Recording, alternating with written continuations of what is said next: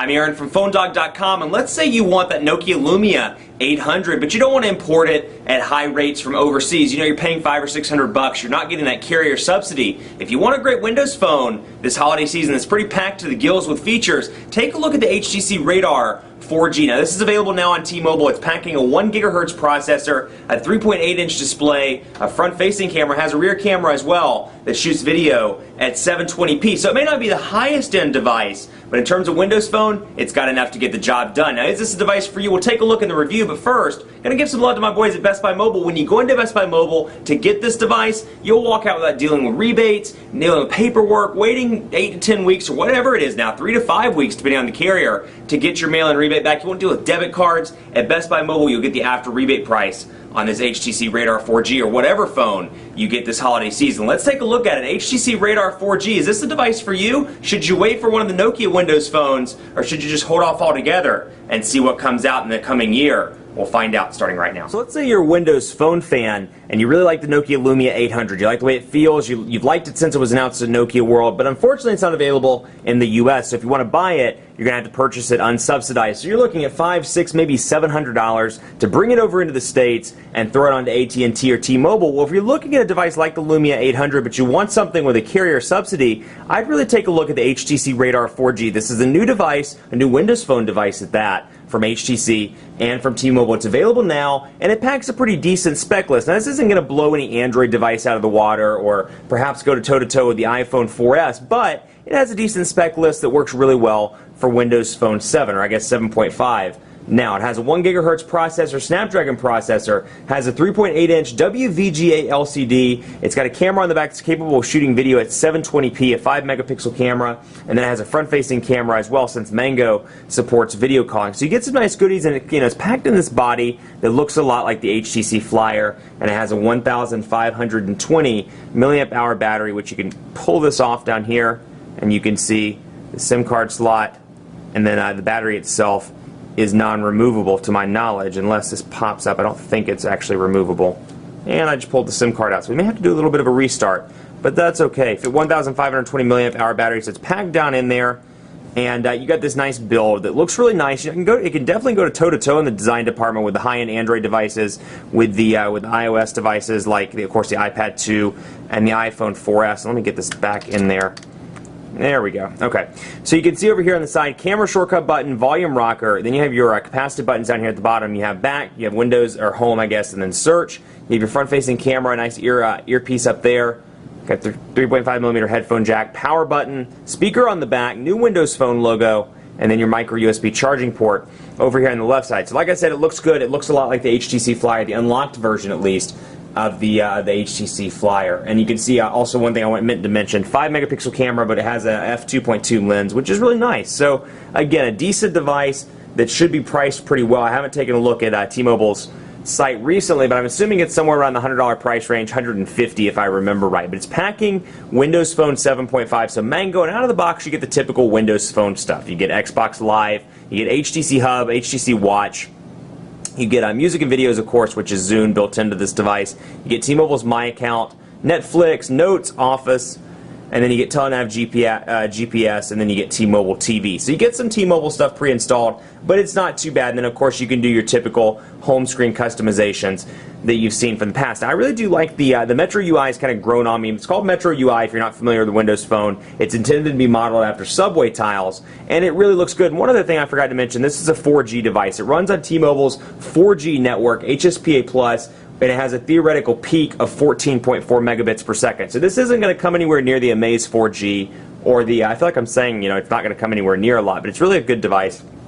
Excuse me, a good mid-range device, but it's not going to come anywhere near the 42 megabits per second theoretical peak that's on the Amaze and on the Galaxy S2 on T-Mobile. Still, 4G capabilities, according to T-Mobile, excuse me, I have a frog in my throat, and you can see the customization. So back to what I was saying, Metro UI symbolizes subway tiles, and you can see here that some are rectangular, some are square, and this is actually a little bit of a pet peeve I had with Windows Phone, because you can't dictate which ones are squares and which ones are rectangles, because I can really see a need for having a rectangular messaging tile, for example. Let's say, if it were rectangular, you could see your messages out here, who you had messages from. Same thing with people. Maybe you could see missed calls, see who called you, as opposed to just seeing one missed call or one new message. You kind of had more control over it. So not the case here. You do get a square one for calendar, for pictures, but it's really dictated by the OS and not by the user. So let's say pull out calendar, for example, which is already on the start screen. But what all I have to do is go into the menu. I can press and hold it and then click pin to start. So I can take I think Maps is already out there. Yeah. Nope. It's not. Pin to start. We'll try that again. Pin to start, and then Maps is there, but it's a square tile. So something to keep in mind. Now, Windows Phone 7.5 brings in support for live tile. So you do get some applications that kind of do the live tile support, like People here, where it's flipping back and forth between contacts. And if I had pictures of contacts in the People app, it would bring up those pictures. And that would be really cool. And of course, you can connect Facebook, Twitter, and other social networks. So you can kind of get, it's a nice little medium within People. So if you could see what's new, I had my Twitter account connected to the Focus Flash while I was working with it. And I could bring up my Twitter account. I could synchronize those with my contacts. It was just a really nice setup. So I can go in here, for example, and we'll do a new contact just so you can see Billy Johnson. Whoops. Billy Johnson. So we'll do that, for example. We'll do phone, and Billy Johnson is going to be 555-1234, and we'll save that. And you can see here's what a contact looks like. You have your profile, you have your history with that contact, so any conversations, calls, and then of course I can add in an address, I can add in additional phone numbers, email addresses, and more. So I can come back out here, and then I'll go into People, and you can see, no, we're not going to sim import those. You can see the B for Billy Johnson. Now, one little feature I like, and I'm jumping right into these little kind of nitpicky features that are really cool about Windows Phone, but hey, that's what makes it cool. And you can see here, when I click on B, if I had contacts, let's say I had Charles, I had Daniel, I had Evan, I had Frank, all of these will be lit up red or lit up in the color that my theme is set to. So it's really cool because I can come in here when I have a full contact list and say, well, weird, I don't have any P contacts, or I don't have any S contacts, or any U contacts. And so that's a pretty unique little feature of Windows Phone. And of course, you can see with this Metro UI font, or this Metro UI interface, you can see that the fonts kind of roll off the screen, and then as you scroll over, they become more visible. So again, you see some improvements in Mango versus the original Windows Phone 7. What I will say about Mango, all the improvements, or at least most of them that I've seen, are very subtle. They're not anything that pops out outside of front-facing camera support and some little minor system settings. Otherwise, pretty similar to Windows Phone 7, the original version. Now, of course, you can come in here to theme, and it offers a reasonable level of customization. You can come in here and change the background color, make it dark if you want to, change the background to, let's make it blue, and then we'll come back out of here, and of course I can change my ringtones and sounds and system settings. So it's intended to be a very easy operating system that gets you in and out without spending too much time. Actually, that's what they advertise it as. Get you in and out without spending too much time in the actual device. I actually don't like that blue. Let's go ahead and change that back. Let's do light and brown. How about that?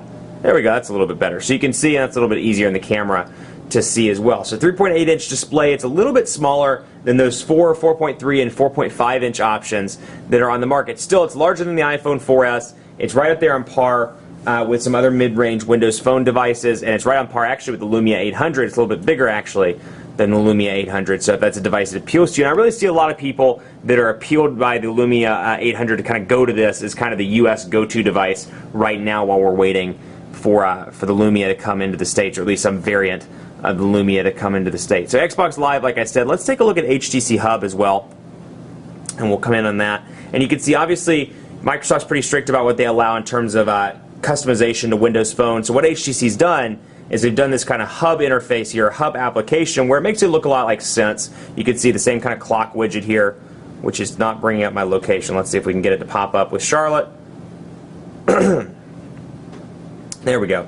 And you can see again, Charlotte now, it's bringing up the weather, and it's going to bring up the clouds, and for whatever reason, it's 73 degrees on November 22nd. That absolutely blows my mind. It brings up an additional list of cities down here. So you get the option to go through your cities, and you get this Sense-like look and feel, just like you would on HTC Android devices. So you can see, again, if you're really missing your Android device, you can see that. And then, of course, you can scroll over and see stocks. You can see news. And then you can see featured and more. So you kind of get that Sense customization, but it's all within an app, since, again, T-Mobile doesn't allow a whole lot of customization. Let's take a look at messaging as well. Excuse me. And chat, flirt, or meet with local singles, absolutely free. Get 60 minutes Oh my OMGs. Actually, how about is oh my goodness. And of course it's going to correct it. Oh my goodness. I want to meet some local singles. Oh my goodness, I want to meet some local singles. I'm going to send this. I'm a little scared actually to see what comes out of this. But you can see the brown is slightly different depending on whether you're the person, whether you receive it or you Tango personal. Oh yeah, forget that.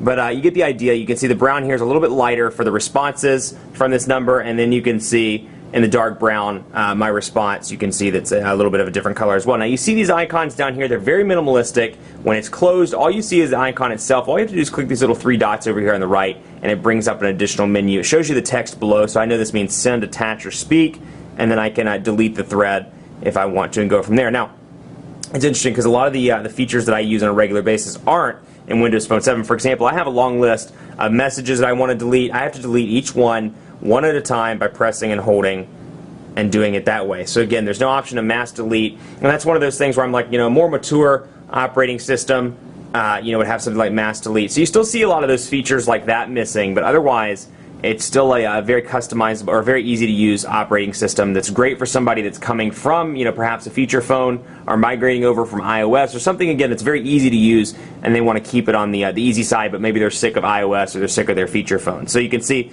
3.7 or 3.8 inch display here. Here's what it looks like in landscape mode, and there's what it looks like in portrait mode.